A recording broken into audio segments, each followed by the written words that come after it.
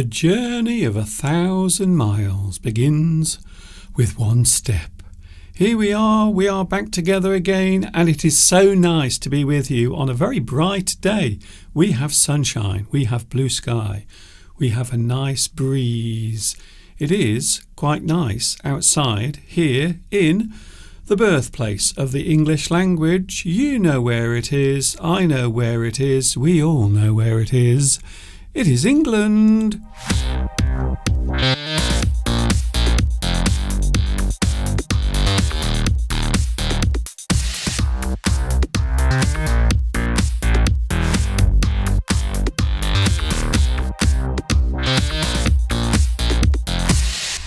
It is live. We are back together again.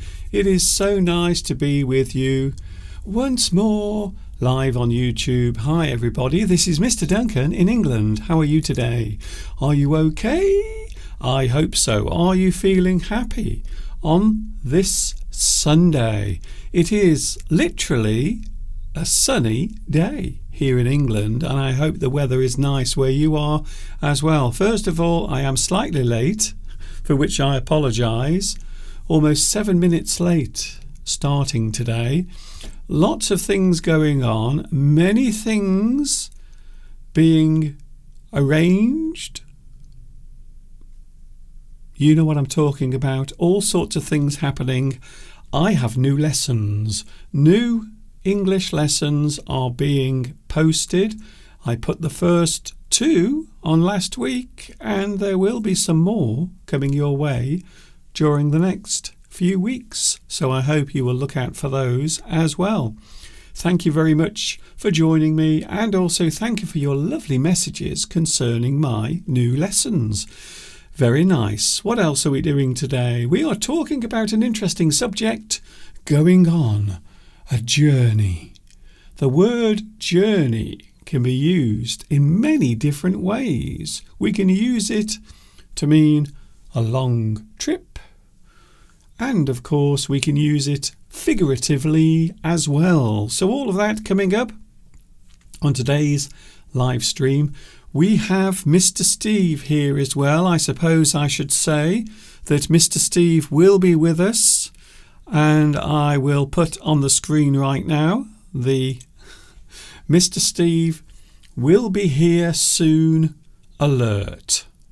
So there it is now on the screen saying Mr. Steve is on his way. He will be with us at around about 2:30. Talking about what is going on at the moment. Lots of things going on. It is nice to see you here, and I really do mean that. I really mean it very, very much.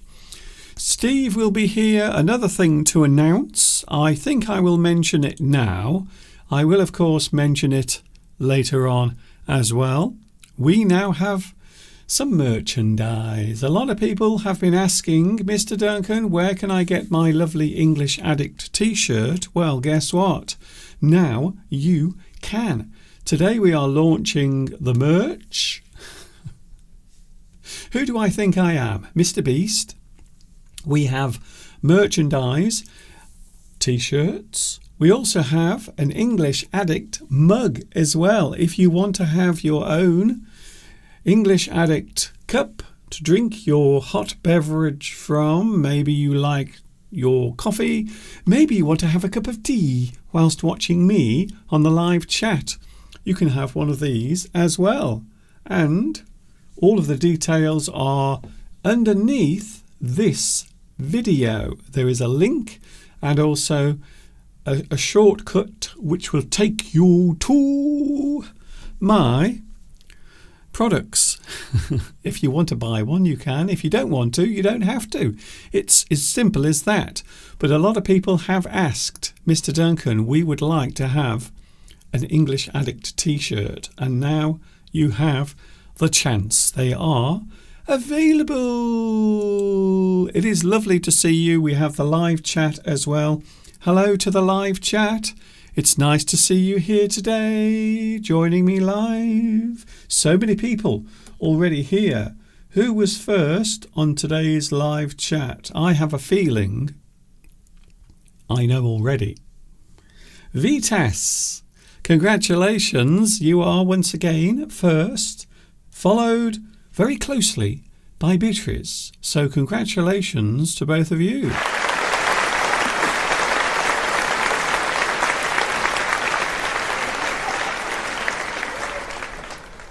You have very fast fingers, even though I was a little bit late today, for which I apologise once again. Hello also, we have Charazed. Hello to you. I don't recognise your name. Hello also to Patrick. Patrick is here again. Also we have Maria. We also have... Now that looks like it might be Arabic. I'm not sure, but I do apologise if I've got it wrong. English Lessons says, hi there. Hello, English Lessons. It's nice to see you here as well. So do you teach English or do you learn from English lessons on the internet? So it is interesting. Some people like to come along to watch this because they just find it interesting and entertaining. I'm not sure why, but it is true. Hello, Name. Name is here again. Thank you for also... Oh, Claudia. Hello, Claudia. What have you got cooking today? Apparently, Claudia is not cooking. Claudia is writing. Writing something. I wonder what it is. But something that you've just reminded me of, Claudia, to be honest. You've just reminded me that everyone, myself, you, sitting there now watching this, everyone has something to tell. Everyone has a story that they can share with other people. And I always say that everyone has a book inside them. Everyone has a story to tell, but only a few people have the motivation or the courage to tell their story, their own personal life story. And to be honest with you, I do find life stories quite interesting. So I'm not talking about fiction, I'm talking about real things that happened to anyone really. So quite often in life you can have problems, you can have challenges, you can have things you have to overcome, some type of difficulty that you have to push through. And I think those types of stories can be inspirational. They can inspire people to do their own things in their own life. Maybe if you have a certain disability, maybe something you feel is holding you back in your life, and you might find that you are inspired by that story. Maybe you read the story of a person who overcame lots of difficulties. And there are many. We often think of disabilities, maybe the background of our own lives. Mine, for example. I don't want to talk about me all the time, but my upbringing, my early life was quite simple, quite basic. It wasn't. I wasn't born with a silver spoon in my mouth. Let's just say I wasn't. So I had a very basic upbringing. My parents were not wealthy, and everything was fairly difficult growing up during the 1970s and the 1980s. It was not a good time if you were a family way back then trying to raise your children, run a family and earn a living. It was not easy, let's just say. So I think we all have a story to tell. Maybe your background, maybe something about yourself, maybe a certain difficulty, maybe a physical problem, maybe mental illness has become something that more and more people talk about. Depression, anxiety, these things. Many people are affected by them. And these days, there are many ways of pushing through those difficulties. So I think it is fair to say these days it is possible to find inspiration from other people, especially stories, life stories. So Claudia, who knows, you might have something in your life, a thing that you could write about or talk about, maybe your occupation, which for me is very interesting. For two reasons. One, I always find your occupation very, very intriguing because I don't think it's an easy thing to do. Also, I have a slight problem at the moment concerning one of my teeth. Again, over the past couple of days, it has been hurting so much. I don't think there is anything worse than having toothache. Your tooth is something that might cause problem. One of them may be one of your teeth, many of your teeth, all of your teeth. Well, I have one at the back at the moment that has been causing a lot of problems, and over the past couple of days it has been hurting quite a lot, just throbbing. You know the feeling. Something is throbbing. Throb. The feeling of something hurting. It almost pulsates. Boop, boop, boop, boop, boop, boop. It is a type of pain that you feel in a certain part of your body. Maybe if you've injured a muscle, or as I did a couple of weeks ago, injure my back. But now I have my tooth problem. I don't know what is happening. I think I might be falling to pieces. It could have something to do with my age. I don't know. Talking of which, we are talking about an interesting subject today. We are going on a journey, but also we are talking about something called a senior moment. Now, this is something that is normally treated in a light-hearted or jovial or frivolous or light or as a joke. So you might treat this particular thing not seriously. Senior moment. Do you ever have a senior moment? If you don't know what it is, stick around because we will be talking all about that later on as well. I don't want to forget the live chat because we do have a lot of people here. Hello, Francesco. Hello to you. We also have, interesting, Pedro Belmont is here today. Hello, Pedro. Nice to see you here.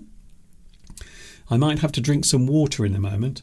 Hello, Idris. Idris is watching in Morocco. I hope you are well on this Sunday, the 14th of April, which happens to be my sister's birthday today. My elder sister. It's her birthday. I won't tell you how old she is because you're not supposed to, you see. You never tell the age of a woman or a lady. Never. But it is my sister's birthday, who happens to also be called April. So my sister, April, who was born in April, has her birthday today on April the 14th. Very nice. Katiba is here. Hello to East.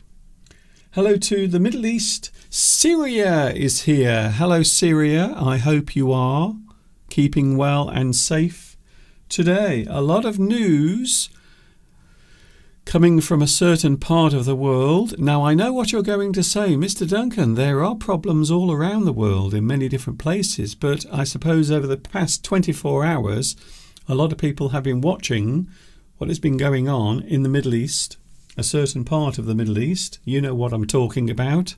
You know where I'm talking about. A lot of concerns, but I hope today we can cheer each other up, because not everything in life is doom and gloom. Quite often there are nice things to see and to talk about. Hello, Khaled. I used to learn great British accents from you since my old days, Mr. Duncan, and I'm glad I still learn from you. Thank you, Carled. That's very kind of you to say. I always like to see those nice comments. It keeps me going. Do you know what? When you do this for 17 years, sometimes you might get a bit tired, especially if you do everything yourself. But thank you, Carla. That's very kind of you. It means more to me than you even realise. Tom is here. Hello, Tom. Hello, Tom. Tom Rocks is here. Hello, nice to see you here. Is your sister's name April? Yes, it is. I think maybe my parents were not sure what to call my sister, and they just thought, it's April. Let's call her April. I was born in August, so I could have been called Augustus. A nice old-fashioned name. Claudia says, Mr. Duncan, you must pull the tooth out, have it removed. I'm not sure. I am waiting for the tooth to fall out because I think it is preparing to actually fall out. Maybe that's the reason why it's so painful. Coming up today, we have lots of things, going on a journey, struggling through anything, to be honest. Maybe a journey can be something real. Maybe your journey can be something you are doing figuratively. And I know this is something I don't often explain, but I will. Figurative. Something that is figurative is being used as an expression. Something that is literal is real. It is actually happening. You might say that it is physical. So literal is real. Figurative is imagined, or you are using something as an idiom. So journey, the word journey can be used both literally as something you are doing physically, or it can be something that is figurative. So you are showing the way in which something is being done. Even if you are sitting still, you can go on a journey in your mind. You might dream. You might have a fantasy about something. There might be something you've always wanted to do or try. You might start a journey of discovery. All of that coming up in a few minutes from now because Mr. Steve is on his way. I was out walking yesterday with Mr. Steve. By the way, my back is much better.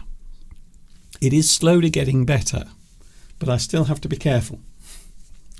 I still have to be very careful when I'm walking or sitting or bending down. Can you believe it?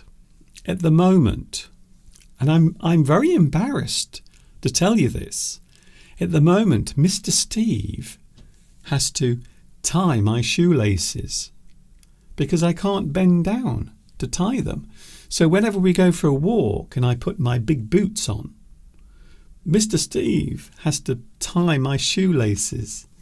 It's a little bit like my mother used to. Before I went to school, she would always tie my shoelaces. So that is something that is happening at the moment. So Mr. Steve has become my carer.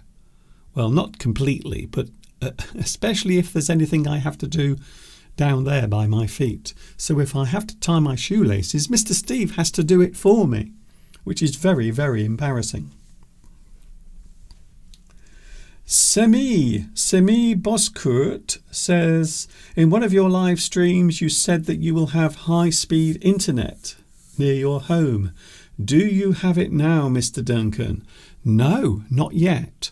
So at the moment I am using my broadband internet, but it isn't very fast. And that's why sometimes there is a problem with the connection. Not always, but sometimes. However, I did receive a very interesting email a few days ago from the company that is putting all of the new cables in around this area. and they said that they now have my house on the plans for the new high-speed internet. And I have to say, I can't wait, because between you and me, I'm getting a bit bored with streaming in 720p. What I would like to do is broadcast in 1080p, full high definition. Imagine this in full high definition. It will be lovely. But to answer your question, no, at the moment we don't. We don't have high-speed internet here. I think the average here is around about 40 megabytes a second. And unfortunately, the upload speed is only 8 megabyte upload. So download is a little bit faster, but upload is still very slow. And of course, if you want to do this streaming, you have to have a very fast upload speed as well. But I am hoping over the next few months things will be improved. I hope so. Who knows, one day I might be actually broadcasting in 4K. Imagine that. Imagine this in 4K. Wow, Mr. Duncan. We can't wait. Mr. Steve will be here in a moment. We were out and about yesterday and we noticed right now there are lots of lovely lambs running around. So I couldn't resist showing you a video that I filmed a couple of years ago with some lovely lambs in the field. And between you and me, whenever I see the lambs, I know that spring is definitely in the air. And then after this, he will be here. Mr. Steve will be right here in the studio. Don't go away.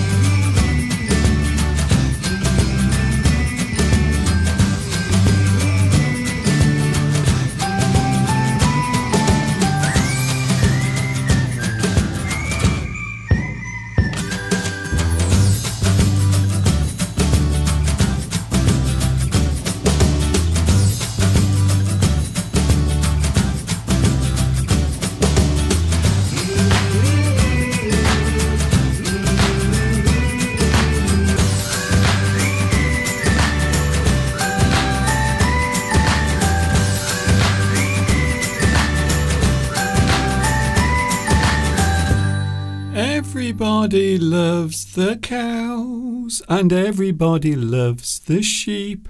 I have to say, they are all very, very nice.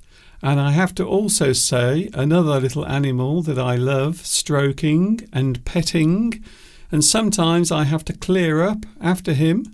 You know who I'm talking about. He's not quite house trained yet, but we're getting there. It is Mr. Steve. Hello. Greetings to everyone around the world who is watching now. And hopefully you've enjoyed the first half and you will enjoy the second part even more with moi, Mr. Duncan's assistant, here to help you learn English, even though I'm not an English teacher. But it's fun anyway, and we always have some fun, don't we, Mr. Duncan? We do have some fun. On Sundays. Yes. I think one of the best things about learning anything is sometimes you have to have fun doing it. And I like to think this is fun. Sometimes it doesn't feel like it, especially if I don't feel too good in the morning. Maybe there is an ache or a pain in my body. I've had many of those recently, including my poor little tooth. Mr. Steve, you look good today. You look bright. You look cheerful. I think you've been outside, haven't you? I've been outside. I've been trying to relax, Mr.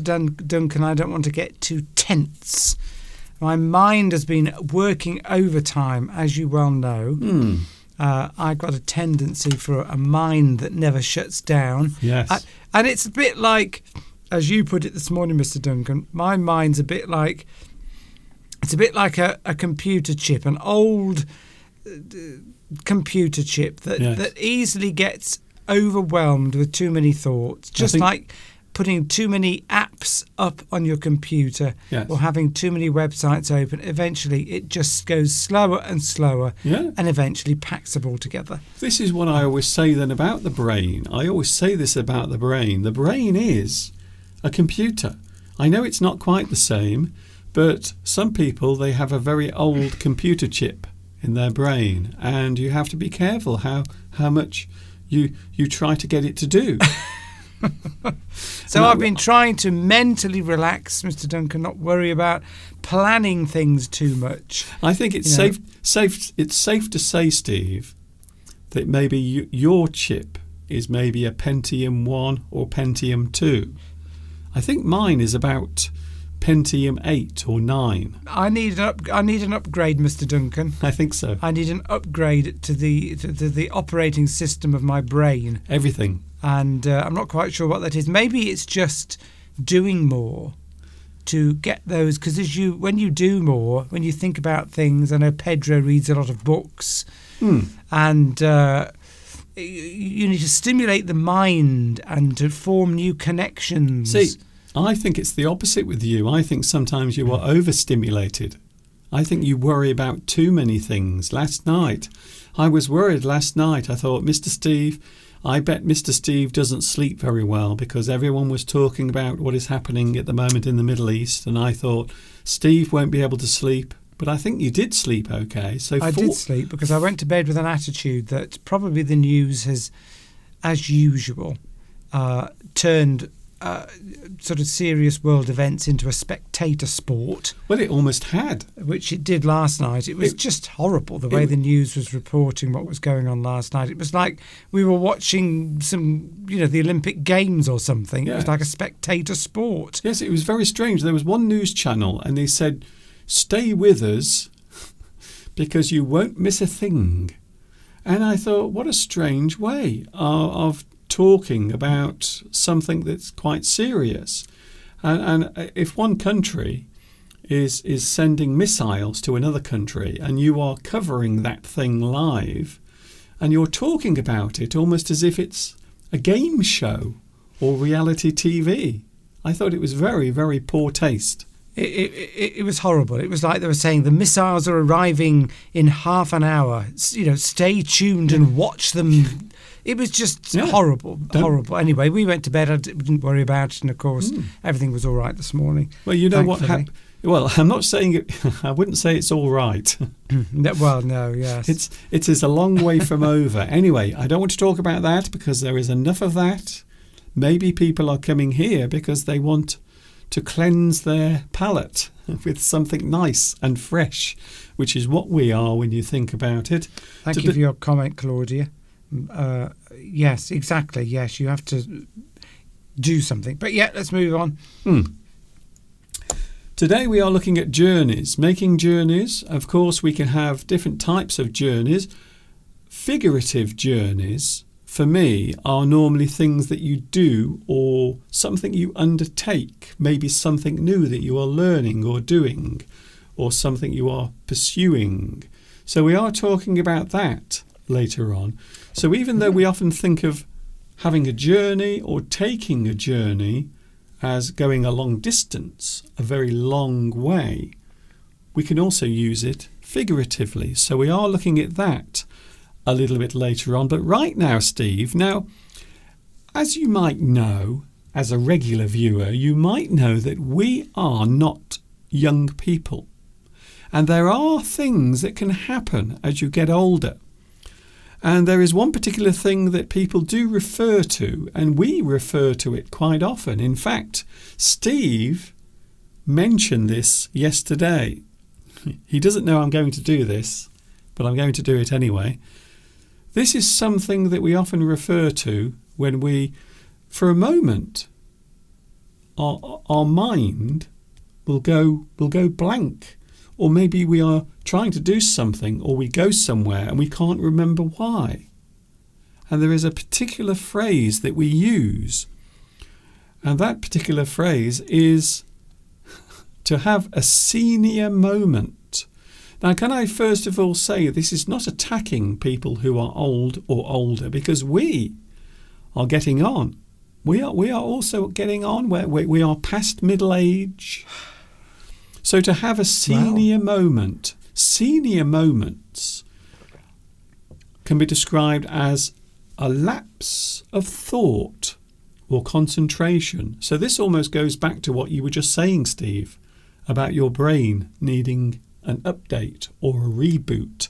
So when we say that you have a senior moment, it means a moment of time where you lose concentration, or maybe you start to do something and then you can't remember why, or you do something that is rather unusual. For example, can you give me an example, Mr. Steve, of what we call a senior moment? Well, yes, you're talking to somebody, and this actually happened to me this week. I had to give a presentation at work, and I sort of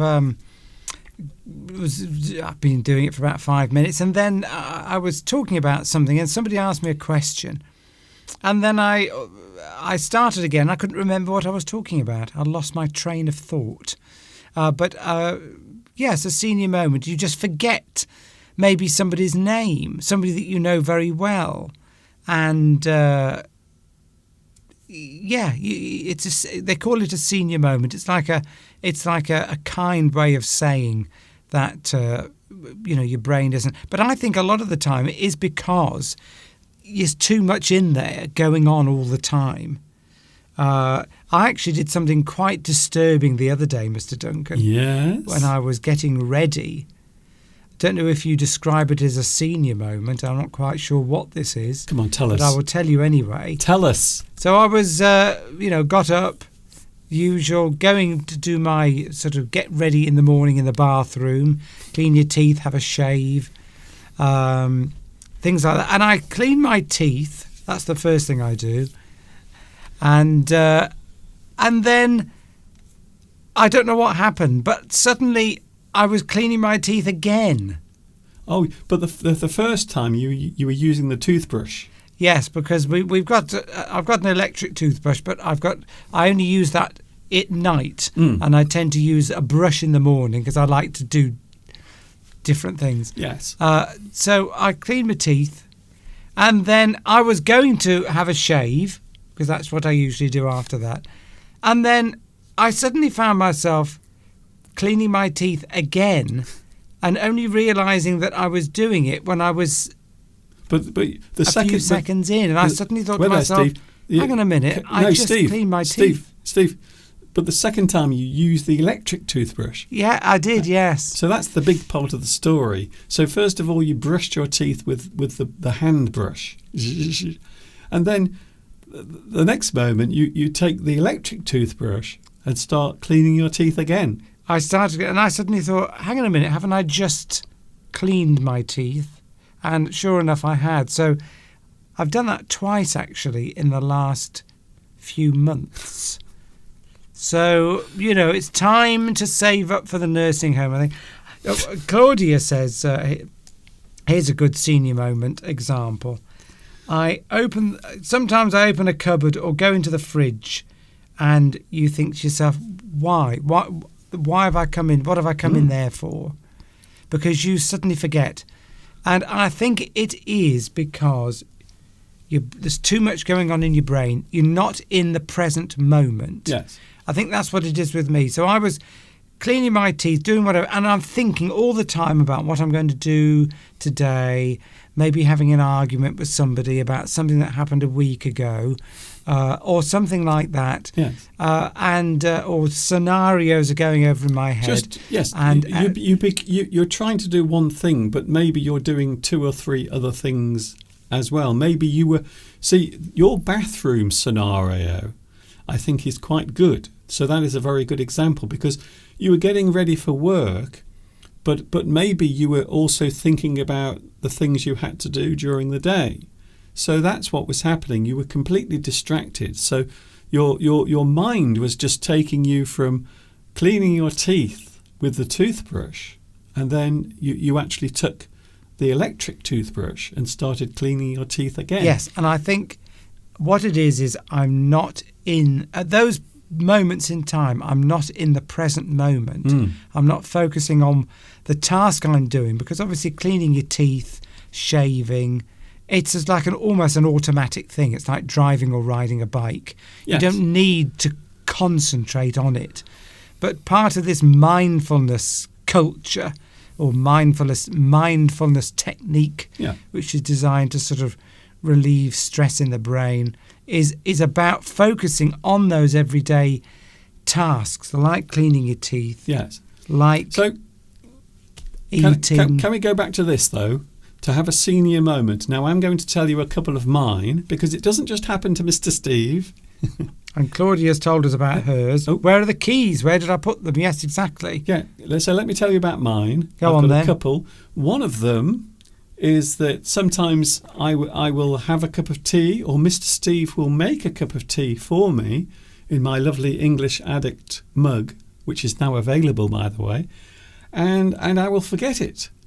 I will forget to drink it. So maybe it's still in the kitchen going cold. So what I will do is I will then put the cup with the tea, cold tea, into the microwave oven, and then I put the microwave oven on for about 1 minute to heat the tea up. But then I forget that I've put the tea in the microwave. So later on, I go into the kitchen, and then I discover in the microwave there is a cold cup of tea. So can you guess what I do next? I heat it up again. And this sometimes happens more than once. So I think the most is maybe 3 times. So I've actually had a cup of tea waiting for me in the kitchen, and I've heated it up at least 3 times. And each time I've done it, I've forgotten it was there. So I think that's a good example of a senior moment. I think that with you, Mr. Duncan, I think you'd get distracted. I don't think that's actually a senior moment. I think you just get distracted with something else.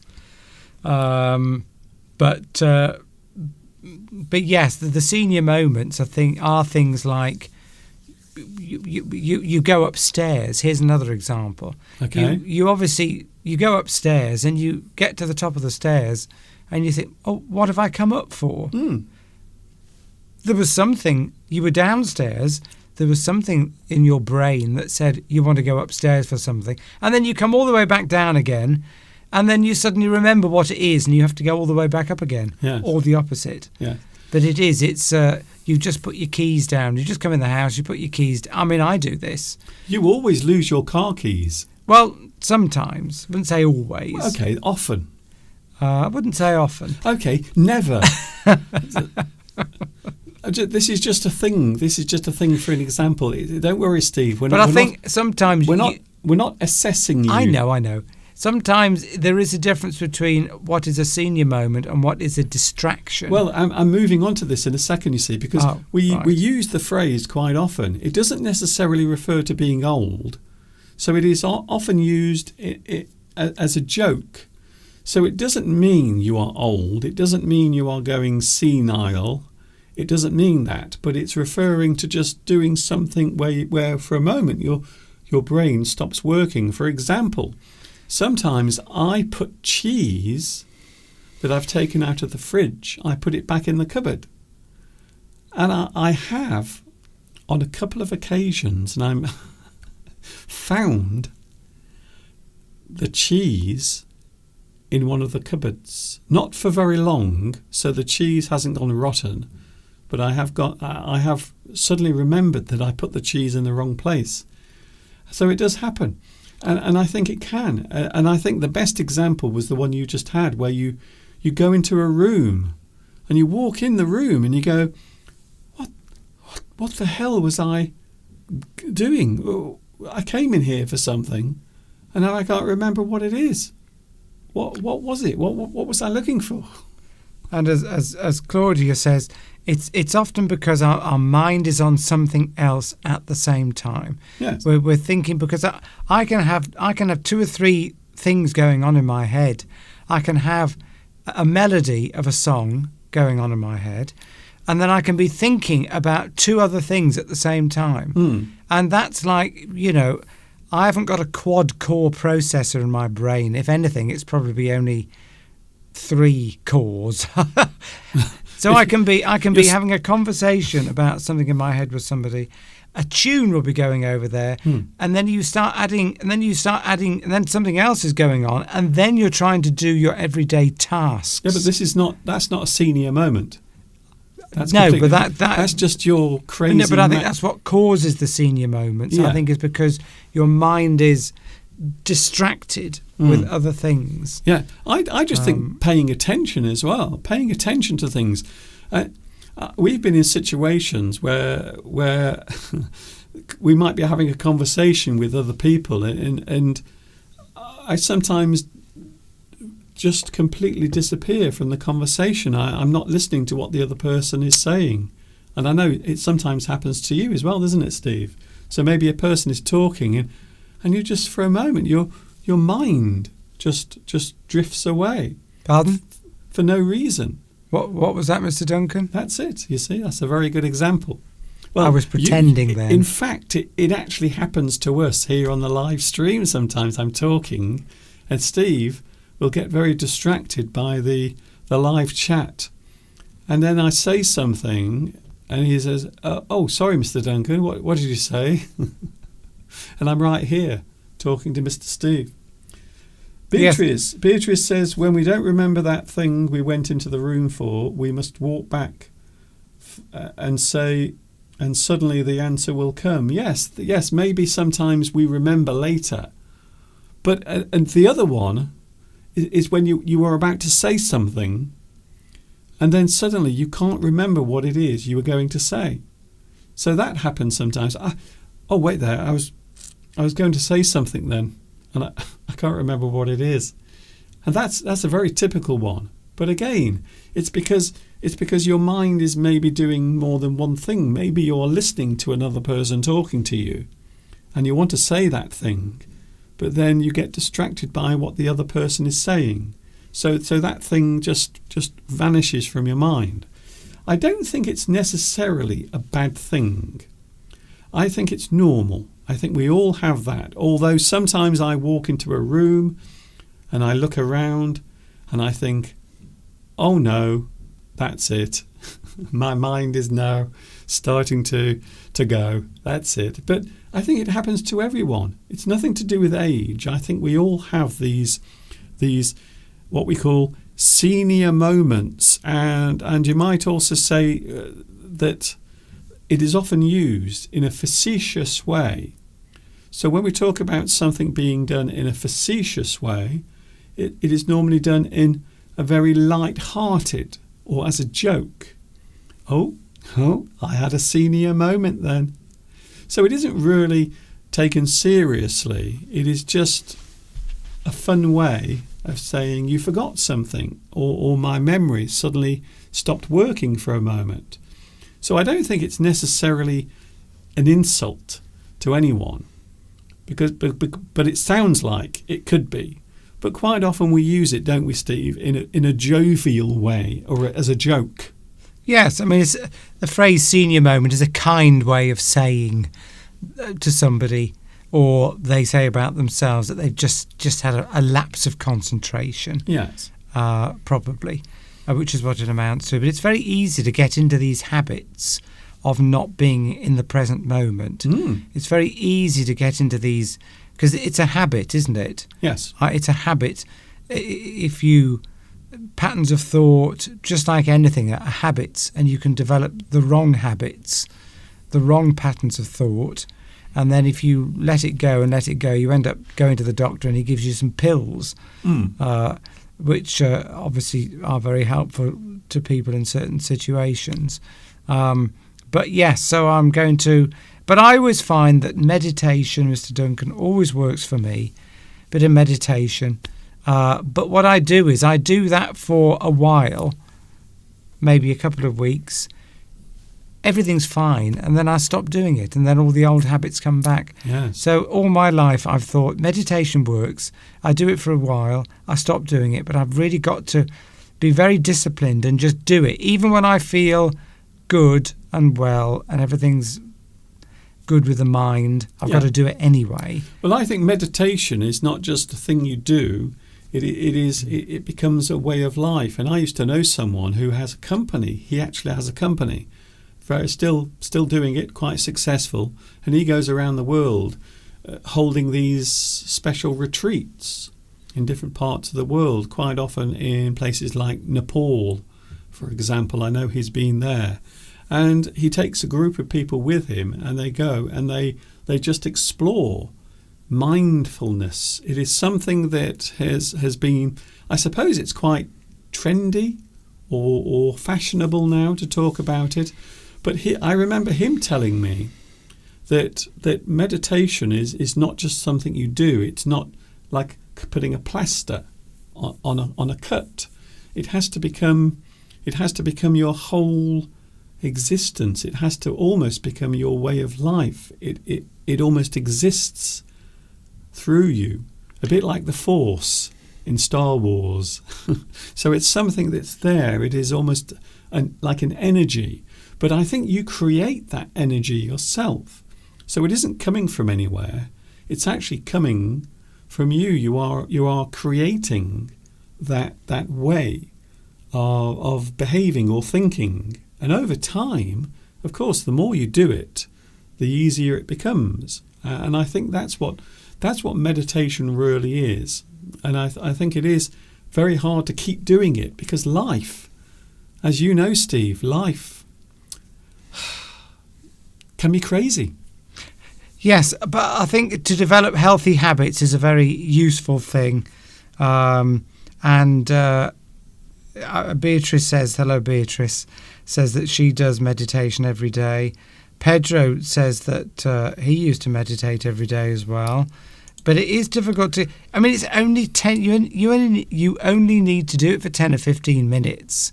And yet, how much time do I spend scrolling through the internet on stories about cars or some other rubbish, when I could be spending it developing healthy habits? Yes. In my mind. And Nitram says, from an evolutionary point of view, it makes sense we developed in such a way to focus on one thing. And because that's the trouble with modern life. It's so relatively...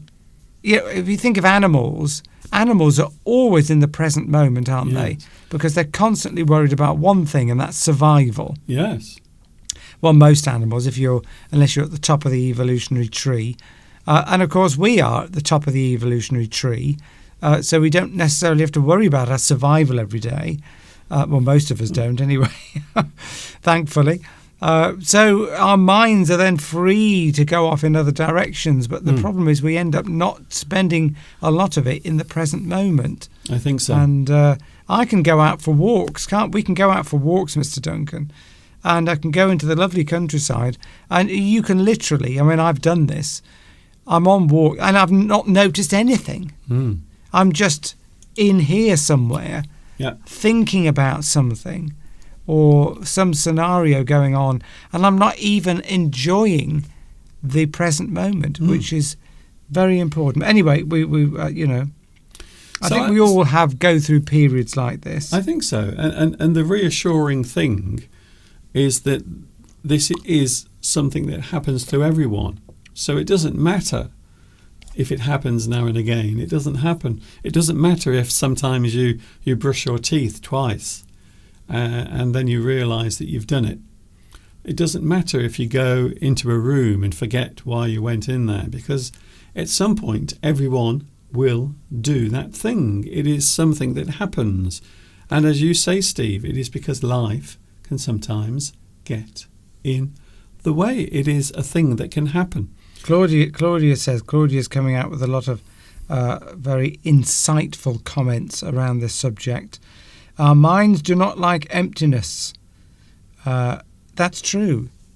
The mind doesn't like to be empty. It's active. It's busy, and when there's nothing for it to be busy with, it will fill it with something. Yes. And I often find, like when I'm doing music, for example, I find that's the thing that really, when I'm really in the present moment, is when I'm doing something I enjoy, like music.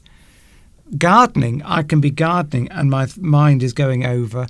But if I'm doing music, singing or doing, I can only concentrate on that. Yes. Nothing else comes in. So that's a great mental health thing for me.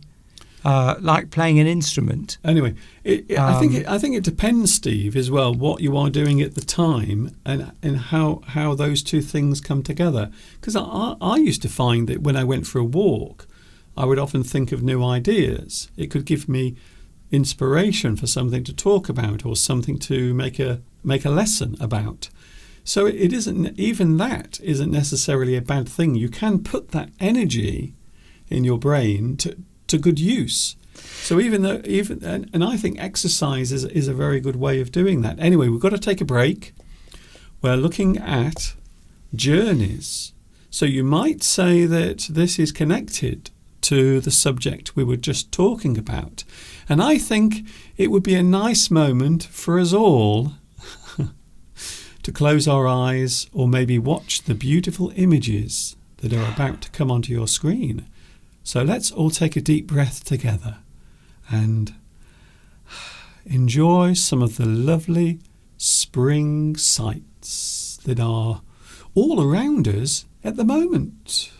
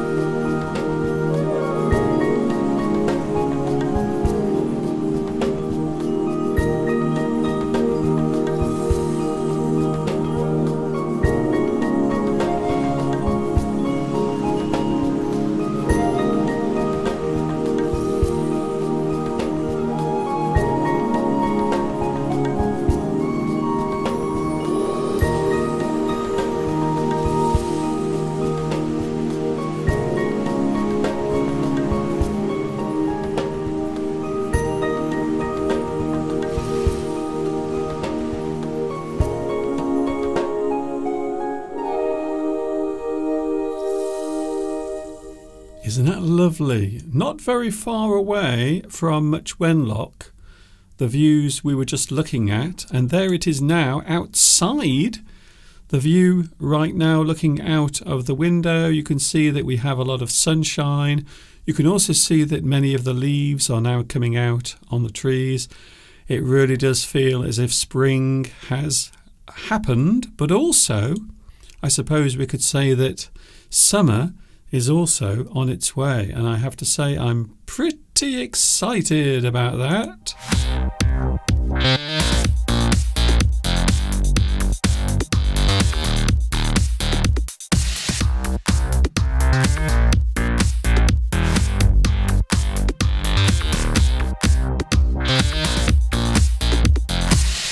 English Addict with myself, Mr. Duncan, and also there he is. Mr. Steve is still with us. Are you okay, Steve? I'm fine. That isn't where Mr. Duncan fell, Rosa. It was near a stream, but that wasn't the actual one. No. But we won't go into that because it's left. Let's just say it's left some very bad memories for Mr. Duncan. Yes. No one wants to fall into a stream and get wet and injure themselves. So it's not something you want to relive. I have now put it. I've put it out of my mind. My mind is now free of that memory. Hello, Lyslander Hennessy R. Oh. I'm not sure if we've seen you before from Colombia. Somebody else from South America. Continent. So and Luz Fanny Rodriguez Rudia, thank you again. But so many people from that particular continent. Ooh, we have watching us today, as we do every week. So welcome, Steve. What are you doing? So I nearly the table that's by the side of me here nearly fell over, but it didn't. So you're lucky. How? I don't even know how that's possible. Because it's not particularly stable. But there you go. Okay. Look, let's face it. When you're around, Steve, nothing that exists on this planet is stable, to be honest. So it's nice to see some people watching in Colombia. Hello. Have you watched my new lessons yet? Because there are some new lessons. I've decided to do some easy, simple lessons. There will be more coming up next week, talking about saying please and thank you. Also, I will be counting to 100, which doesn't sound very interesting.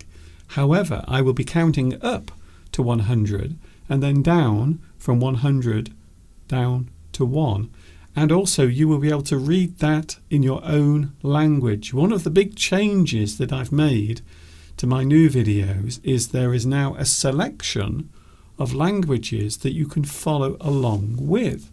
So your language, for example, Italian, German, Arabic has now been added as well, Vietnamese. So there are many, many languages that you can follow along with.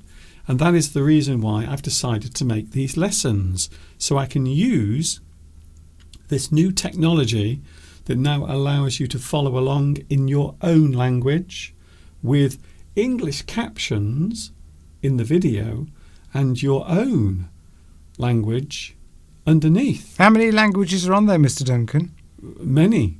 At the Spanish, moment, I would say on there. Sorry? Is Spanish on there? Yes. Oh. French? Yes.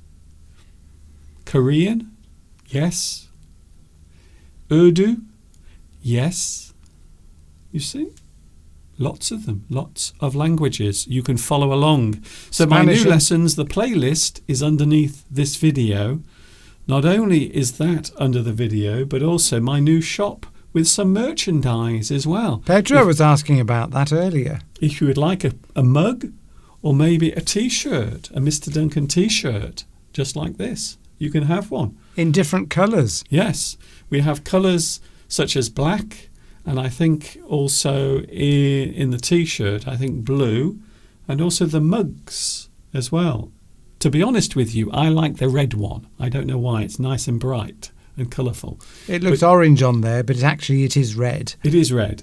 It's actually red. It is red. I think maybe Steve is slightly colourblind. Who knows? Where you can watch it later. Okay. Yes, because a popular request, many people have asked you, haven't they, Mr. Duncan, can we get a T-shirt like yours?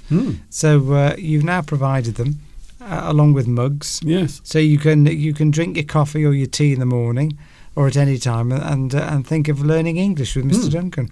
Lots of sizes available, so it doesn't matter what size you want. You should be able to find it as well. So you can have your hot cup of tea or coffee in a Mr. Duncan mug. And when you get one, could you please show it to me? Maybe you have your T-shirt or your mug. You can send me a picture with it as well. So they are available now underneath this video as well. Lots of things happening. Yeah, that car lid, that is actually red. I think it's just coming through as orange on the camera. Yes. But it's actually the same colour as Mr. Duncan's T-shirt. Yes. Anyway, Tatiana says they are very good lessons, Mr. Duncan. I watch your new lessons. I started watching you 11 years ago, and you have done more and more for people to learn English and also proper English as well. Thank you very much. So my new lessons are starting from very basic, simple phrases, and then I will include lots of other things as well in those lessons. There will be 2 new lessons next week as well. 2 new lessons. Steve? Claudia asks, is there a way, maybe if you make a lesson showing how people can get the captions in their own language? Well, the thing is, it's very easy to do now because of this new technology, this new thing that YouTube has. It's actually very easy. The only time it does not work is on the live streams. So that is an important thing to say. It only works on the recorded lessons. So I have to create the translations myself. So that's why there are so many. I have to put them all on, and then you can click on them. You just go to the settings, which are normally down there, or if you are watching on your mobile device, they're normally up there at the top, you see. So you have to go to settings. Yes. So that's probably worth telling people, and maybe in the videos when you I have done this before, actually. I have mentioned this before, but anyway.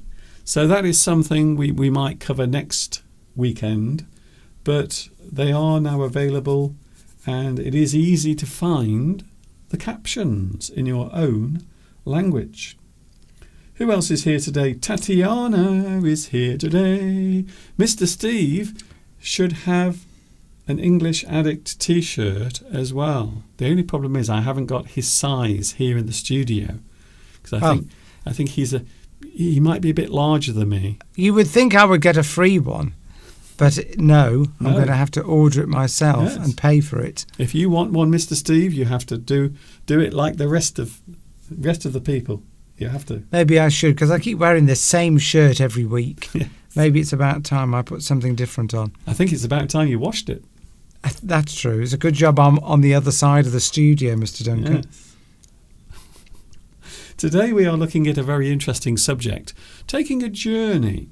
So when we think about going on a journey, taking a journey, we often think about going physically to a place.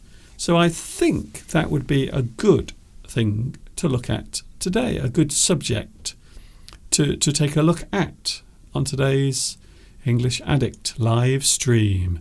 So here we go, journey, a very simple word, quite often used as a noun to describe the long distance that you are travelling. Maybe if you're travelling to a long way away, maybe a distant country, a distant place. You might describe a journey as a voyage. So that would be a physical thing. You take a voyage. We often think of voyage as travelling a long way, don't we, Steve? Yes, voyage. When you use the word, you can say I'm going on a journey. A journey indicates something of an increased length. You know, if you go on a trip, That could be this. Yeah, but a journey. It's more than sort of going to town to get the shopping. Yes. A journey is going, a reasonable distance. A voyage is going even further. The indication is that there's going to be lots of excitement, lots of adventure. There used to be a television program called Voyage to the Bottom of the Sea. A voyage gives the impression that you've got maybe lots of hurdles to overcome. Yes. Maybe you're going to go in a car, maybe you're going to go in a plane and on a boat. Lots of different exciting ways of getting to somewhere, and it's going to be maybe quite a long thing as well. Yes. So we have voyage, we have trip. Again, a word that is often used when we travel to a certain place. Trip doesn't necessarily have to be long. It can just be a journey. You might take a trip into town. You might go on a trip to another part of your country. So the trip can be short or long. But again, the trip is normally physical. You take a physical journey. Yes, a trip normally you would probably use trip to indicate something relatively short. Let's go on a trip to London, for example. If we wanted to go to London, we wouldn't say we're going on a journey to London or a voyage to London. We would say we were taking a trip. Yes. Indicate maybe a few days. It's not that far away. It's straightforward to get to. A trip. So we also have exploration. Again, you might have a journey where you discover things. Maybe you find something you haven't seen before, or you see something you've never come across before. So the exploration can also be the journey. You might fly off into space and explore the universe, or maybe travel to a distant planet. Exploration. You might go somewhere and you might go on a trip to France, or a holiday or a journey to France, and then you might explore certain areas, certain regions or something like that. So you can use different words there as well. So exploration is a trip. It's a voyage. You are going a long way. You might take a trip, maybe a short journey. Exploration, you are going somewhere and you might see other things on the way. Adventure, I think life has to have some sort of adventure. We all have to have a little bit of excitement or adventure. So you might say that a journey is also an adventure as well, because you are going on a long trip. Life is an adventure. Maybe you travel to a place you've never been to before. We are hoping to go somewhere later this year that we've never been to before. So we could have a little trip, couldn't we, Mr. Steve? We could go on a journey and have an adventure at the same time. Yes, an adventure. You're going to explore new things. The implication is it's going to be exciting. Got a couple of words from other people here. Can I mention those, Mr. Duncan? Yes. Idris says, uses the word excursion. An excursion, which is a good word. You often use that. Yes, an excursion. That just means that's a bit like exploration, isn't it? Yes, an excursion is normally a trip. You are venturing somewhere, going on an excursion. That's quite an excursion, you might say. So that would indicate an excursion means something with a lot of content to it, maybe a lot of things going on. Also, we have pursuit. Pursuit is where you are following something. So maybe you are following a certain route or a certain journey that someone else has taken in the past. We can also use the word pursuit as a thing we want to do. So it doesn't have to be something physical. So you can see now we are not just talking about physical things, but also figurative things as well. Your pursuit, You might try to follow a certain goal or a certain dream, something that you've always wanted to do. The pursuit of happiness, Yes. for example. That probably is the most basic definition of everyone's life. And as you say, that is a figurative use of the word journey. It doesn't mean you're necessarily physically going somewhere. You are on a journey in terms of you might be on a journey to discover how to relax your mind, a journey of learning a new skill. Yes. And of course, because it's got a beginning and an end of lots of things in between, you call that figuratively a journey. Idris says a school excursion. Yes, that's a good use of the word excursion. I think excursion probably gives the impression there's lots of people going along. Yes. So if you're going on a journey that's an excursion, probably lots of people are coming along, like lots of children, or a work excursion. Yes, a group of people. A group of people are going on a journey together. The old term that we used to use is charabang. Nobody ever says that anymore, and I think it's a brilliant word. You have a charabang, which is normally a vehicle that lots of people can get on, and they all travel somewhere. So I love that word. I want to make the word charabang popular again, because I used to hear it as a kid, but no one ever uses that word anymore, and I think that's a shame. You can have a journey of discovery, Steve. This is the figurative use of the word again. Yes. So you are going on a journey. You could do this physically. You could take a journey and find things. But also in this sense, we are talking figurative. So you can have a journey of discovery. Maybe you find out new things that you did not know before. Maybe you go on the internet. You might describe surfing the internet as a journey of discovery, because there are many things you can find out, things you didn't know before that you do now. A journey of discovery. Another type of journey, Idris is very putting up a lot of suggestions. A field trip. A field trip, yes. Often in maybe at college or maybe at school, your teacher would take the class on a field trip, which means you're sort of going out into the open air, not necessarily a field with crops in it.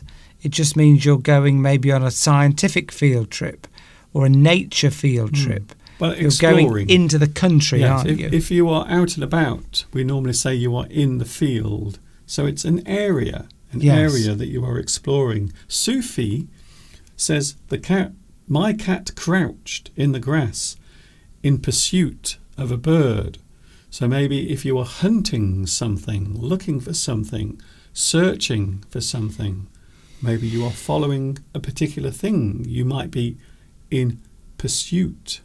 Maybe the police are chasing a criminal who is trying to get away. They pursue that person. So we often use journey figuratively. It is important to state that there are two ways of using journey: in reality and also as an imagined thing, something that is figurative. So physically it could be a car journey, a train journey, a plane journey, but figuratively it can obviously be described in that way as well. Here's another one. A new venture. Oh, yes. So we had the word adventure, but of course you can just have the word venture. A new venture means starting a journey. So basically what we are saying there is a new thing, something you are starting. Your venture is something that you are hoping to get, or some place you are trying to get to, your venture. And again, we are using this figuratively.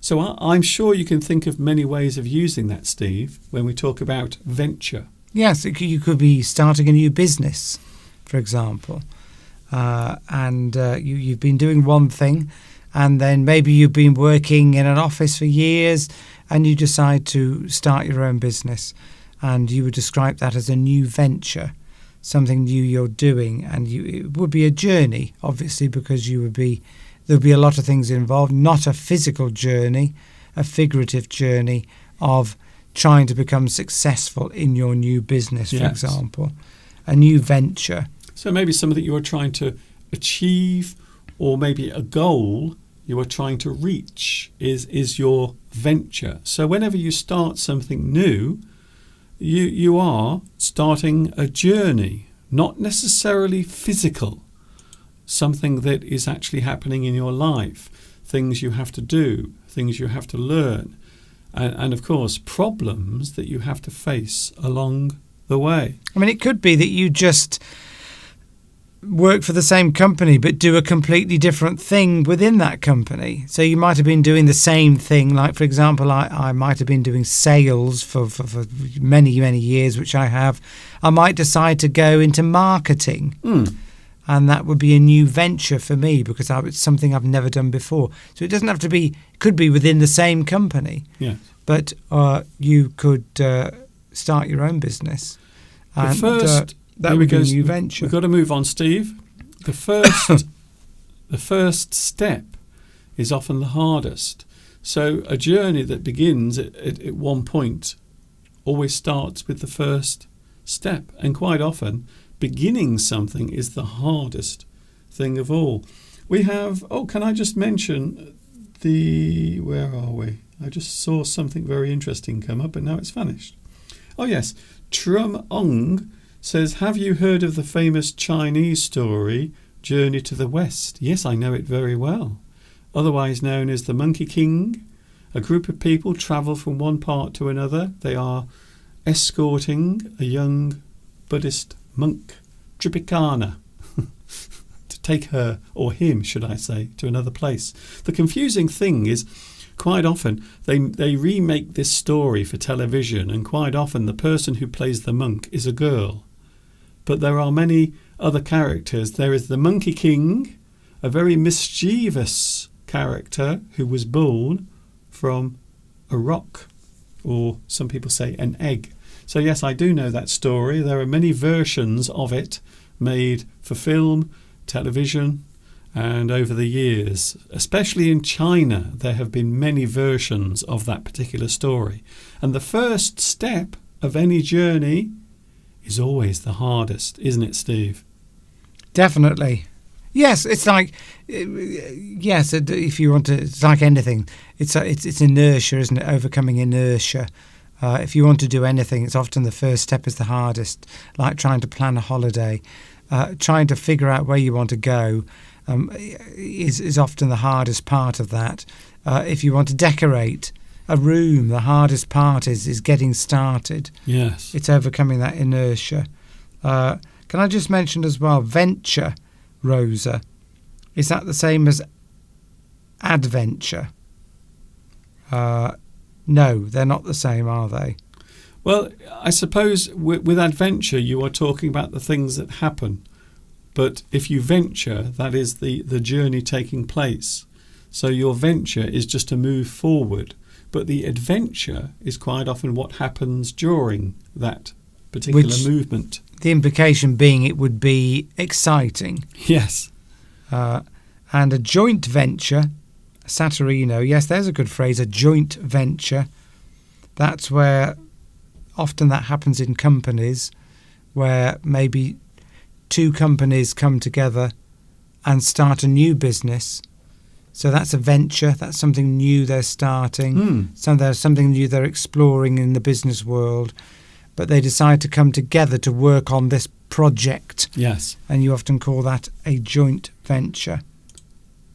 Everything is hard and difficult at the start. And I think, again, this might sound obvious, but I still think it is a good thing to say to yourself whenever you are starting something new. And I find myself in this situation. There are many things over the years I've had to learn for myself because I wasn't trained to do it. I suppose a good example would be working with computers. I had to teach myself how to edit videos. I had to teach myself how to build a computer. I had to learn all of that myself. So all of these journeys started at a certain point, and there is always difficulty. There is always a problem that you will face. Everything is hard and difficult at the start, and I always think sometimes the hardest part of learning anything or doing anything is absorbing the knowledge. And that's one thing that does happen definitely as you get older, Steve. It becomes much harder to learn new things. Well, yes, I think you're right, because your brain isn't as elastic as it used to be. Particularly learning languages and learning musical instruments apparently is quite difficult as you get older. Not impossible, but not difficult. Oh, thank you, Vitas, has put the definition in of venture. It's a risky or daring journey or undertaking. So it's a journey, but it's possibly risky. Yes. Or daring, something. In finance, Steve, we often talk about venture capital. Yes. So would that be fair? Because I don't know about this subject, but would it be fair to say that is the money you're putting forward to invest in something, and it may or may not work? Yes, venture capital is quite a popular. I don't know much about it. It's quite a phrase that's put around a lot these days, that people with lots of money, if you're sort of a multi-millionaire and you want your money to grow in some way, and you don't want to put it on the stock market, then you might put it into venture capital. So you will donate some proportion, not donate, you will put some of your money into venture capital, which I think you can have those big funds. And then these funds are lent out to new businesses. Yes. To try and help them grow. But obviously it is risky, because if those companies don't perform as you would expect them to. So you're a rich person, you give your money to somebody who then lends that out to businesses. And you trust that person to lend it out to business, and you hope that those businesses grow and your Steve, money will grow. So it reminds me a bit of that TV show, Dragon's Den, where all of those people are hoping to have a little bit of money given to them or invested into their company. So you might say that they are giving capital to certain people. So I think, again, it's a very good use of the word venture. Everything is hard and difficult at the start. There is nothing you can do about it, unfortunately. Like any journey, there will be difficulties, and I think it's fair to say that anything you do, I'm sure you can think of something you've had to learn, Mr. Steve. And I always remember one of the most impressive things you've ever done is when you appeared in the musical show Return to the Forbidden Planet, and you had to learn a lot of very complex Shakespearean dialogue. And I have to say, to this day, I'm still very impressed and quite awe-inspired by the fact that you were able to do that. So the show is based on The Tempest, which of course is Shakespeare. But they use a lot of the dialogue, don't they, from the original Shakespeare? And you had to learn a lot of it, Mr. Steve. So I would say that would be a difficult thing. Yes, I mean, you need to push yourself sometimes, don't you? I think, yes, I need to start doing that again. I don't really push myself very much anymore. I need to start doing something that takes me. It's good to do something that the phrase that's used a lot is take you out of your comfort zone. Yes. So that's what a new venture does, doesn't it? If you've got a new venture, something risky, something daring, nothing is achieved in life without taking a certain amount of risk. Yes. And I think my example there, when you did that show, you really did take on quite a big thing. And I remember at first you were worried about having to learn all of this complicated dialogue. Well, I'd never done. I mean, No. I'd never done Shakespeare before. There wasn't a huge amount, but yeah. Yes. Anyway, we're not analysing that. We're just saying that was a good example of something you started to do, and I was always impressed that you pushed through. So you pushed through to the end. You actually did that, and the performance you gave was incredible because you had all of that amazing, complicated dialogue, and it is one of the hardest things to perform. Anything with Shakespearean dialogue or words is very, very Sadly, hard. there's no recording of that. Christina Bourne says, yes, I moved to England and started teaching Spanish for 7 years, then started as a science technician. Mm-hmm. So, yeah, there we go. There's a journey of discovery that you took there. And a science technician. I used to do that, Christina. I used to work in a hospital lab. Yes, you used to analyse people's blood and clinical poop. chemistry. I'm sure we've had this discussion before. But Is that true, Steve? Steve? Yes. Is that true? You used to analyse people's blood and poop? And urine, yes. And mainly urine. blood. Now, there's a job.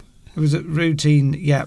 And Nitram says, have you ever invested in stocks and shares? Well, only through my pension. Oh, yeah. But we're not going to. No, I don't invest in shares and look up companies and put money in. It all goes into that. All pensions are invested in the stock market. Yeah. Anyway, which is sort of, everybody does that if you've got a pension. Yeah. Good. There will be problems, struggles, hurdles, and adversity. So quite often when you start something new, there will be problems. There will be struggles. To struggle is to fight against something. Or maybe if you are in a situation that you are trying to escape, you struggle to escape that thing. So struggle. Hurdle. I think this is a great word. So when you're running, you might jump over something. You jump over the hurdle. But of course, figuratively, we can have the same thing, can't we? Something you have to overcome is a problem that is in front of you and you have to get over it. Bye, Vitas. See you next time. Yeah, exactly. So if you go on a physical journey, there could be problems. There could be problems with, late trains or planes, cancelled planes, struggles, hurdles, things to overcome. But figuratively, if you're going on a journey of discovery in a figurative way, like learning a language, which somebody's pointed out here, if you're watching this, you're all going on a journey of learning English and putting yourself out of your comfort zone by doing something different, getting new connections in your brain going. So you're all on this journey of trying to learn English. There's a good analogy, Mr. Duncan. And there will be struggles along the way, pronunciation of words and whatever it is that's enabling you to have difficulty here. Adversity, struggles, they're synonyms. Well, that's the word I want to look at because I think in life, whatever you are doing, the moment you decide to do something, already there are problems waiting for you. Hurdles, yes. What? Can I just go on? Yeah. So adversity is the thing that is there, quite often waiting for you. So if you start off doing something, you already know you have to be prepared that there will be things that will be difficult, problems. Hurdles is a word that's commonly used in the UK to indicate that you're trying to overcome something. Or there could be a hurdle is something, isn't it, that athletes jump over. Yes. In the hurdles race. So it just basically means a thing that has to be got over. That's it. Something you have to get over, and there could be many hurdles in learning English. For example, you've got to learn the pronunciation of all the the different letters, and then the diction, and then the Yes. meaning of the word. There's That's lots of hurdles involved in that. There Mm. could be lots of hurdles involved in becoming successful in your job, Anything. in anything. So that is a good. Beatrice says that's a new word for her. Adversity is the thing that quite often happens in any pursuit, anything you are trying to achieve or do, whatever it is, there will be some sort of problem. And I suppose I said that there might be problems that you know about, but adversity can also be things that you were not prepared for as well.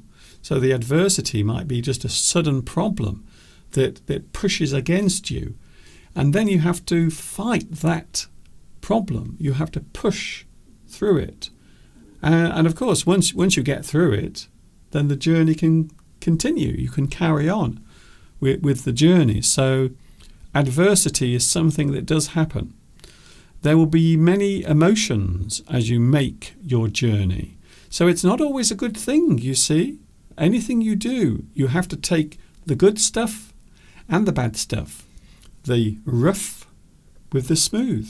So it is something that happens. There are many emotions. So it isn't just about doing things, is it, Steve? It's also about controlling your own emotions as you do it. Yes, that's true. And when you're younger, of course, you don't know what to expect. So you'll have different emotions along the way. And I get this all the time with singing. Singing is a hurdle for me. I always find it difficult. And there are many emotional. You get very down when things don't go right. Like if you're learning a new language or an instrument or whatever it is, there'll be moments when you don't seem to be making any progress at all, and that can make you down, and you might be tempted to give up at that point. But sometimes there's that adage, isn't there? That sort of bit of advice that says that sometimes when things are really bad, you could be very close to being successful. Yes. You don't sometimes realise how close you are. Yes. That almost leads us to that feeling of wanting to quit, wanting to give up.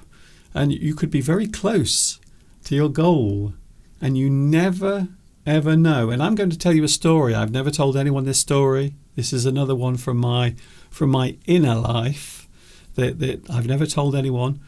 But just before I became a YouTube partner, many, many years ago, and before everything really started to take off, I was about to quit.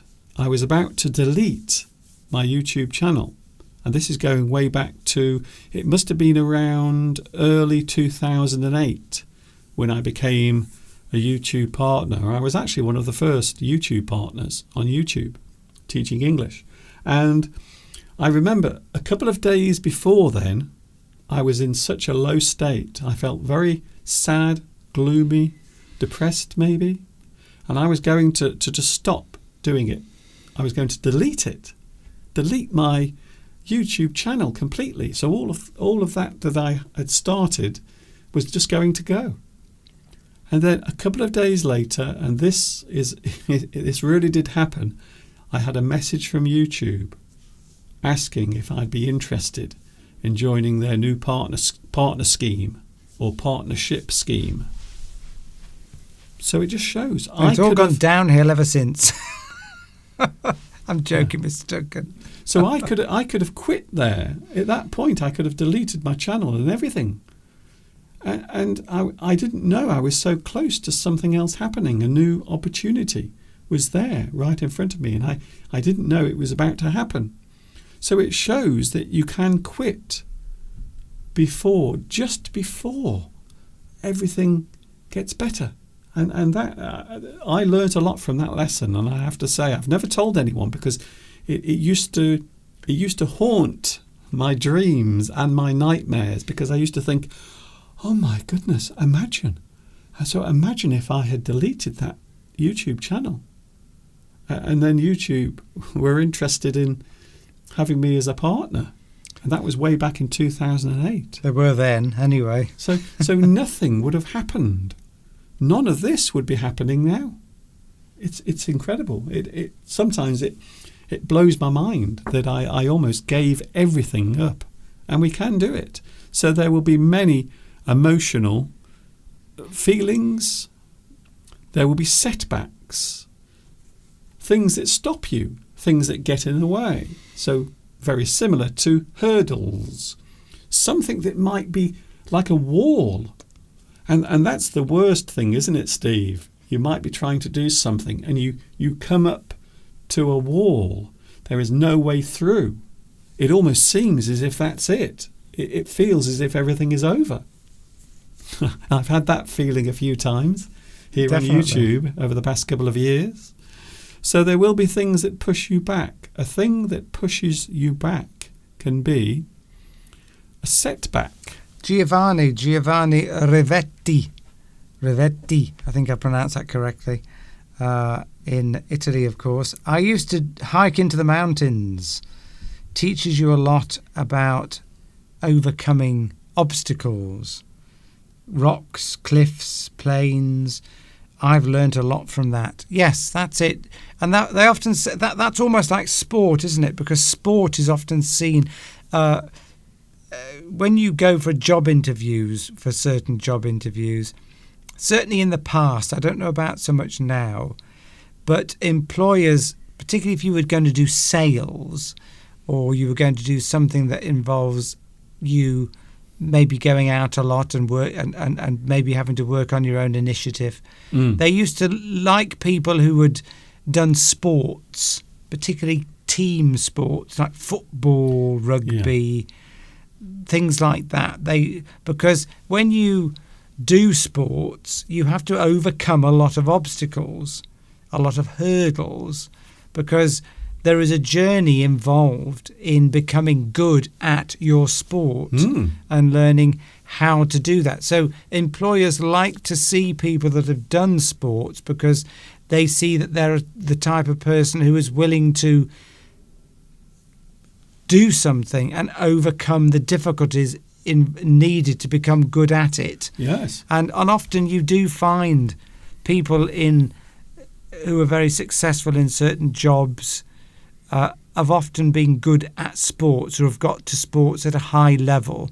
Because if you get to sports at a high level, they might have done county sports or maybe national. It shows that you're a sort of person who's willing to keep trying and overcoming obstacles. Yes. Well, to become good at what you do.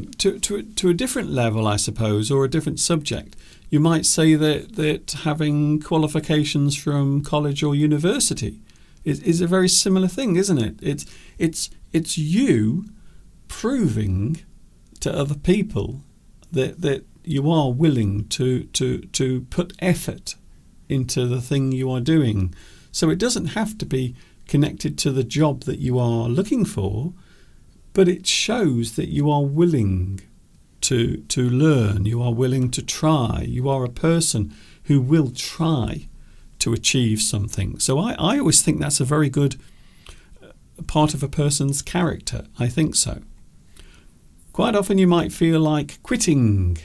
As I mentioned a few moments ago, way back in 2008, I nearly quit. I nearly deleted everything. I nearly gave up. If you quit, it means that's it. I can't do this anymore. I've decided to stop. I'm not doing this anymore. I quit. I wonder if somebody will edit that and use it. Oh, listen, everyone, Mr. Duncan has quit. No, I haven't. But there's another phrase that states sometimes you have to know when to quit. The indication, sometimes you have to, or maybe someone needs to tell you. Sometimes you can be doing something and it's never going to work. I mean, it doesn't necessarily mean you do something and you must never stop doing it. Sometimes you have to know when to quit. That could be, for example, in a relationship that's not working. Not necessarily in something that you love doing or want to do, like learning English or because that's something that you know that you probably can achieve if you keep on trying at it Yes. all the time, learning a new language, learning a new skill. You probably will always get better at it. So there may not be any need to quit if you still got that interest in doing it. Yes. But certain things like a relationship might not be working, Yes, for example. There is a. I don't know what you're. And But I need to shorten this slightly because we are now 9 minutes away. I'm just trying to point out the difference. Some things it might not be worth carrying on with. I think relationship is a very good Yes. example of that, because there is a point where you just think, we've tried everything. We've tried hugging, we've tried kissing, we've tried all the other things as well, going for walks, and we really don't get along. Like a job might be another thing. You're not. Yeah. Oh, okay. The job isn't working out. You've tried everything. You don't like the boss. It's probably time to quit and get another job. But things like, as I said, learning English or learning other skills, as long as you're enjoying doing it, you've no need to quit, because you're always going to get better at it. Yeah. Well, that's actually a very interesting thing, because I was talking about emotions. Of course, we can have negative emotions, but it is also very useful to have positive emotions. So maybe you are really enjoying the thing you do. That's why I do this. I've had many problems here doing this, normally from YouTube, making life very difficult for me. But I've carried on because, to be honest, in here, I enjoy it. I enjoy the feeling of doing it.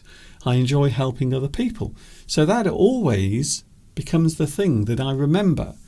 However bad things seem to be, I always remember I enjoy doing this, I'm helping other people, and that is the most important thing of all. So whatever happens, I still enjoy doing it, and having a positive way of thinking is very important, almost what we were talking about earlier when you think about it. So everything is difficult before it becomes easy. And I know this sounds like a cliche. It sounds like something that lots of people say, but it's true. Everything is difficult before it becomes easy. Starting your journey with the first step is always the hardest part. And everything is always difficult when you first start doing it. Is Lewis celebrating something today? I don't know. Because Lewis has just come on. Hello, Lewis. And Beatrice has mentioned something about celebrations and a cake. Oh. Is it somebody's birthday?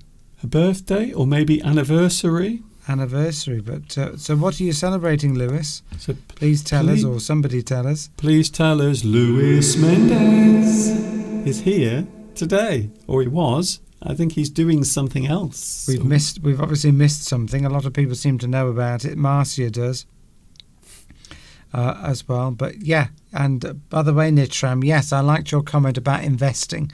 Obviously, you know quite a bit about this, nothing to do with the subject. But that's like a journey about passive investing. Yes, I did notice that earlier. We'll have to have a chat about that maybe another time. Oh, interesting. So here we go. We've got a couple of more things to look at. A person's inner strength, courage and determination. So these are the positive things now. We've looked at the horrible stuff, and here are the nice things. Your inner strength. We talk about a person's courage, and you might not realise that courage is part of doing something, going on a journey, doing something new. And I think courage is something you do need. You have to take that first step. Maybe something you are doing where other people will see the thing you are doing, maybe performing. Maybe you are going to sing or act in front of other people. So I think there is a certain amount of courage, and you must want it as well. You must want to do it. You have determination. You are sure that you will be successful. All pursuits are journeys. You are following something, pursuing something. Quite often we will use it physically or maybe figuratively. You are on a journey of learning English. So even learning English, as Mr. Steve said earlier, is a type of journey. We are all on our own separate journeys through life. And I think learning English is just a good example of that. So other words we can use, Steve: journey, you can have trip, voyage, quest. Oh, I like that one. Quest. Maybe something you are trying to find in your life. You are on a quest. Yes, a quest it sort of is indicating that you've got something that you really believe in, and you're pursuing something that you really believe in. It might be a quest for religious enlightenment or something. Or knowledge. Or a quest for knowledge. So you go on a journey of trying to discover something that involves education, maybe. And you could say, yes, a quest. It's sort of like a higher pursuit of something. You have a goal that's already there. So maybe you can see the goal. Maybe there is a thing that you are trying to reach or find. We often think of old mythical stories. Quite often there is a quest for something, maybe an old tablet with scripture written on it. Maybe Indiana Jones, for example, he often goes on quests to try and find some hidden artifact. Yes. Something like that. So we also have pursuit that we looked at earlier, endeavour, the thing we are hoping to do, we are starting out on that journey, and of course a long trip. You can take a long trip. That is also a journey. A pilgrimage. Oh, good one. Says Idris. Thank you for that. A pilgrimage. Yes, a religious pilgrimage.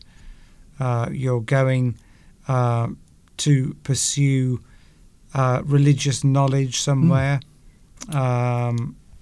But it might not be religious. It could be a pilgrimage for...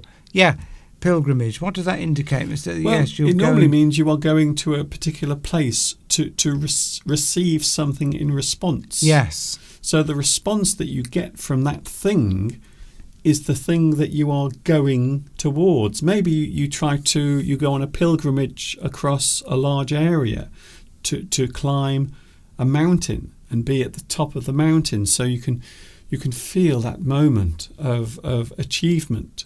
So a pilgrimage is just basically a journey, but we often think of it as having some sort of conclusion. Or religious connotation, yeah, don't we? Something you feel spiritually. You feel it spiritually, yes. It could be you might want to go to the mountains of Tibet and do that, or Mecca, of course, if you're going to Mecca, which Muslims have to undertake that journey, I believe, in their lifetime. So that's like a pilgrimage in a way. Well, it is a pilgrimage, a journey, but specifically a religious journey. Finally, a journey can also be used as a verb, to travel far.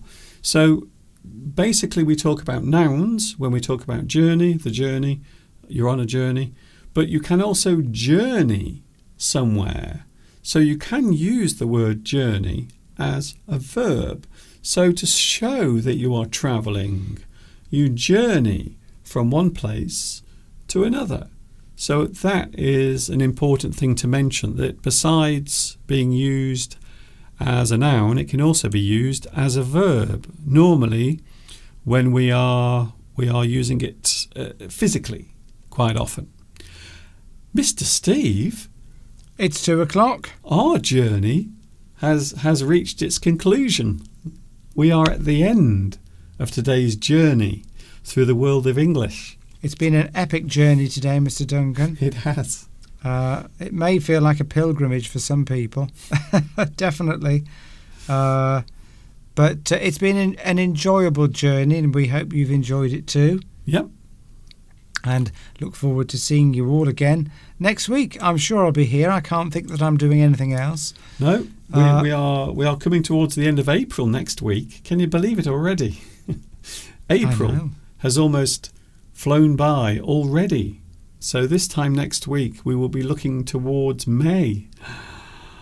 Wow, the year is going by so quickly. Thank you, Mr. Steve, for joining us today. Thank you. Lovely to be here, and see you all again very soon.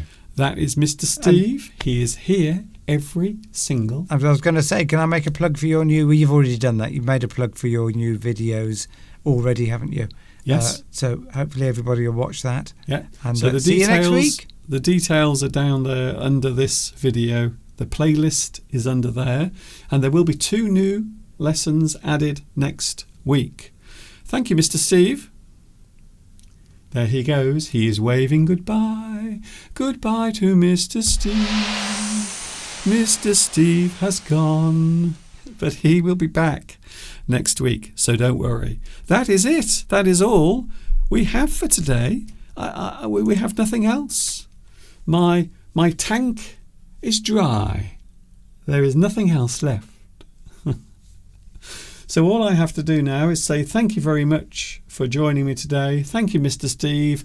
Thank you as well for taking the journey with us through the world of English. I am back on Wednesday. We have 2 new English lessons coming during the week. 2. And the following week there will be 2 more. And the week after that, 2 more. Maybe forever. We will have to wait and see. Thank you for joining me. It's been lovely being here. Don't forget also, I suppose I should mention that we have things available. We have the merchandise, the t-shirt, details underneath this video. And also if you want one of your lovely Mr. Duncan mugs, you can have one of those as well. And that, as they say, is that. See you on Wednesday. Thank you very much for joining me once again. I always appreciate that you give your time to me. Thank you very much. And I will see you on Wednesday. This is Mr. Duncan, that's me by the way, saying thank you for watching. See you soon. Take care. And of course, until the next time we meet here, you know what's coming next. Yes, you do. Have fun. Stay safe. Keep that smile upon your face as you walk amongst the human race. And I will see you very soon. And of course, you know what's coming next. Ta-ta for now. See you on Wednesday. And look out for those new lessons.